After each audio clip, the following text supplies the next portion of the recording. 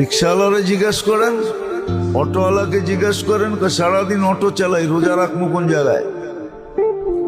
Auto রাইখেই তো সময় পাই না, রোজা কোন জায়গায় রাখুন? পিছে তো প্যাসেঞ্জার থাকে, রোজা তো রাখন যাইব না সিটে, প্যাসেঞ্জার বইব কই?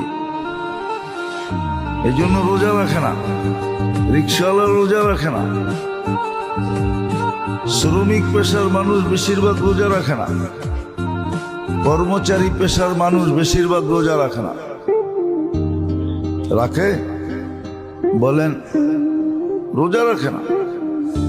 কিন্তু 11 মাস যদি কিছু কিছু সঞ্চয় করত, রোজাকে সামনে রেখা যে রমজানে কোনো কাজ করব না,